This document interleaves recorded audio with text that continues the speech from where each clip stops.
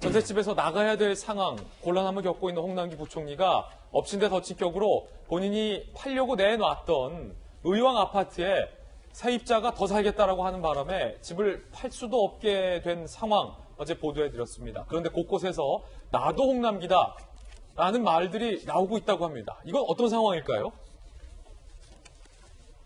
곳곳에서 나도 홍남기, 오늘 동아일보 보도에 따르면 서울 송파구 한 아파트 전세에 거주하고 있는 A씨가 내년 3월에 계약 기간이 만료된다고 합니다. 2년 다 사신 거죠. 그러자 통상 2년이니까 집주인이 A씨에게 그 집에 우리 자녀가 들어올 와서 살 겁니다 라고 얘기한 겁니다. 그러자 계약 갱신 요구권 행사가 어려운 상황이죠. 집주인이 들어와 살겠다고 하니까.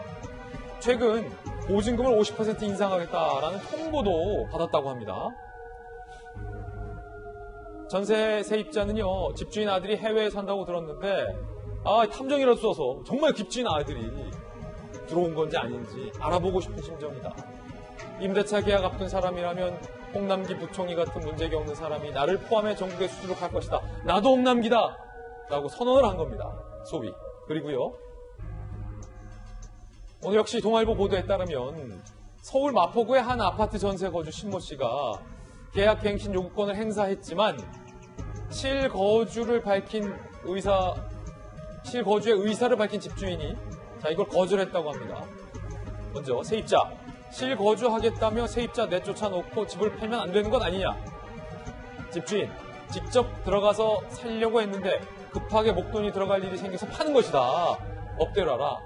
그러니까 집주인이 들어가서 살 테니 나가라고 해놓고서 알고 보니까 집을 팔겠다고 내놓은 거죠. 현재 마땅한 대응책이 없다라고 합니다. 도미노처럼 분쟁이 퍼지고 있다는 거예요.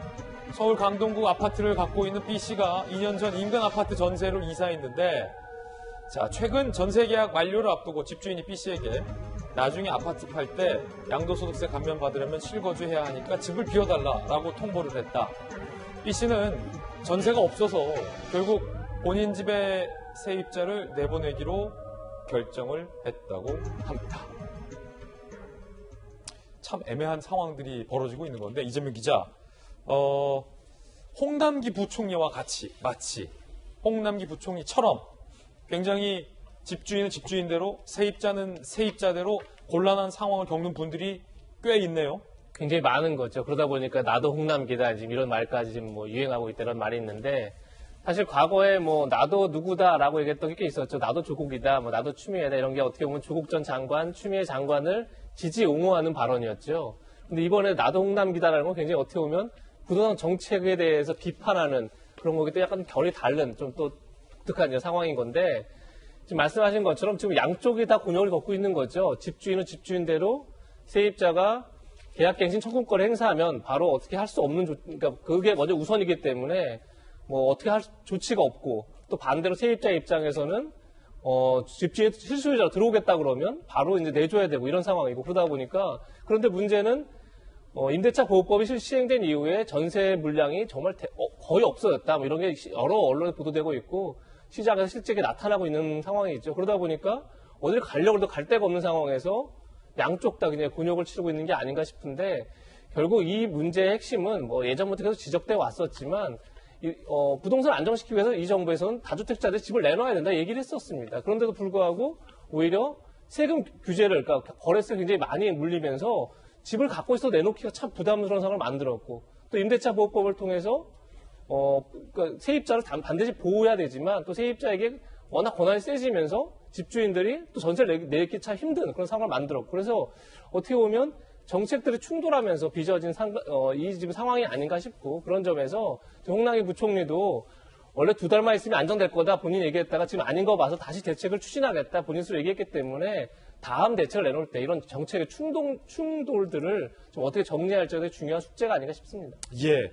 자, 홍남기 부총리가 내년 1월에 이제 계약이 만료되기 때문에 빨리 좀 집을 구해야 한다라는 안타까움도 낳고 있는데, 홍남기 부총리와 같은 사례들이 나오고 있다는 겁니다.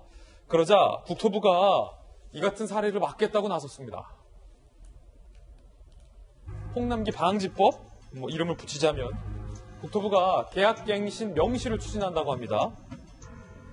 홍남기 경제부총리가 본인 소유 경기 의왕시 집 매매 계약 이후 세입자가 계약갱신 청구권을 행사해 계약에 차질이 됐다. 집 사겠다는 사람이 계약금까지 넣었는데 세입자가 나 더 살래요 하는 바람에 계약이 무효화되게 생겼다는 거죠. 저는 늘 걱정인 게 이 부분에 저는 집 사겠다고 계약금 낸 그 계약금을 어떻게 돌려받는 건지 계약 파기 책임 누구에게 있는 건지 상당히 좀 궁금합니다. 법적으로. 어쨌든 국토부가 그러자 계약 갱신을 명시 추진한다. 공인중개사가 매매 중개할 때 기존 세입자의 계약 갱신 청구권 행사 여부를 매매 계약서 명시하는 방안을 검토하고 있다. 개정안이 곧 입법 예고된다. 그렇죠. 이렇게 해놓으면 이런 일이 없겠죠. 국토부, 홍 부총리 집 매매 문제로 시행규칙 개정하는 것은 아니다. 세입자 입장 번복으로 피해보는 집주인과 매수자가 늘고 있다는 보도 등의 지적을 받아들인 것이다. 라고 했는데 김한선 변호사님, 그 보도가 홍 부총리 그 보도 아닙니까? 왜 또 굳이 홍남기 때문은 아니다 뭐 이렇게 하는 거예요? 임대차 3법이 이제 개정이 됐는데 예. 이게 법이 어렵고 저런 분쟁이 굉장히 많고 또 전화로 또 지인들이 특히 많이 또 전화를 해서 상담을 많이 하는데 그때 저희가 법을 보죠. 왜냐하면 이제 최근에 개정이 됐는데 근데 저런 사각지대 같은 게 많아요. 그러니까 우리가 개인적으로 생각할 때요. 저 집을 팔았어요. 그럼 그 사람은 산 사람이 집에 들어와서 살려고 해요. 근데 전 세입자가 있는데 세입자가 새로 계약갱신 청구를 하면 이 사람은 어떻게 되는 거예요? 그건 사실은 세입자 보호 측면도 굉장히 중요하지만 이것도 맞지 않거든요. 그러면 사실은 집 산 사람 보호는 이건 무시해도 되는 건 아니잖아요. 그래서 이런 여러 가지 지금 문제점이 많이 되고 있고 더군다나 이제 이런 경우 예를 들어서 갭 투자를 목적으로 해서 들어와서 살지 않는 경우에는 이런 이것은 굉장히 불공정하지 않다고 보거든요. 그렇다고 한다면 지금 홍남기 부총리 같은 경우 집 팔았잖아요. 돈까지 다 받았어요. 근데 만약에 세입자가 안 나간다고 하면 계약이 파기된 거잖아요. 그럼 여기서 끝나는 게 아니고 계약의 파기 책임은 세입자가 나가지 못하도록 한 홍남기 부총리의 책임이 있는 거예요. 그러면 계약금 배액 배상 등의 조치가 그렇죠. 이루어져야 되는 거예요? 그럼 예를 들어서 한 11억짜리 아파트인데 계약금을 1억 받았어요. 그러면 배액인 2억을 상환을 해줘야 하는 거예요. 그렇군요. 2억을 자기가 부담해서 물어줘야 하는 거거든요. 그래서 이런 것들이 사실 굉장히 충돌을 하고 있다고 봐요. 그래서 어떤 법이라는 것은 상식이거든요. 그러면 상식에 맞는 부분으로 보완을 하는 게 맞다 이렇게 봅니다. 자, 그러자 국토부의 팩스 민원이 폭주하고 있다는 뉴스도 보도되고 있습니다. 이거 어떤 말일까요? 여당과 국토부의 집주인들이 팩스 민원 투쟁을 벌이고 있다. 일각에서 전국 임대차 3법 소급 적용 피해 집주인 모임이라는 온라인 메신저 단체방이 개설됐다고 합니다. 회원이 1000명가량인데 대부분 임대차 3법 피해 사례를 공유하는 메신저 단체방이라고 해요. 회원들은 실거주 위한 매매 체결 시엔 세입자의 계약갱신 청구권을 거절할 수 있도록 해달라. 모바일 앱을 이용해서 민주당 주요 의원실 국토부 주택정책과의 팩스 민원을 발송하고 있다고 합니다. 단체방 내부에서는 홍 부총리를 이 방으로 초대해서 우리 모임의 대표로 세워야 하는 것 아니냐라는 묻지 못할 얘기까지 나오고 있다고 합니다. 김영주 의원님, 네. 임대차법의 부작용을 미처 예상하지 못한 것이 좀 아쉬운데 네. 모든 정책의 부작용을 어떻게 정부가 다 예측할 수 있겠습니까마는 앞서 국토부의 해명을 보면 제대로 잘 개정을 하는 것 같아요. 그게 맞고 그런데 그 단서를 좀 덧붙였어요. 꼭 홍남기 때문에 하는 건 아니다. 그런 걸 꼭 붙여야 합니까 그냥? 우선은 이 법이 너무 빨리 이렇게 말하자면 굉장히 무슨 엄청나게 좋은 법인 것처럼 이렇게 통과됐다는 부분이 있고요. 사실은 과거에 우리가 비정규직 법안이나 강사법도 보면 결국에는 비정규직 노동자들을 위해서 또 대학의 강사들을 위한 법이라고 아주 좋은 법이라고 했는데 오히려 그 대상자 비정규직들은 더 힘들게 됐고 강사들이 더 힘들게 되는 경우도 있습니다. 이번에도 결국에는 임대에 합받고 있는 사람들을 위해서 2년 연장한다 하지만 법적인 어떤 문제에 있어서 이게 앞으로 정부가 불가능한 포지티브 시스템을 얘기를 했다는 거예요. 여러 가지 경우 예를 들면 2년 연장을 하는데 5% 이상 임대료를 못 올려주는데 이 사람을 내쫓고 만약에 다시 할 경우는 얼마든지 올릴 수 있다면 누가 내쫓지 그걸 그대로 2년 연장을 합니까?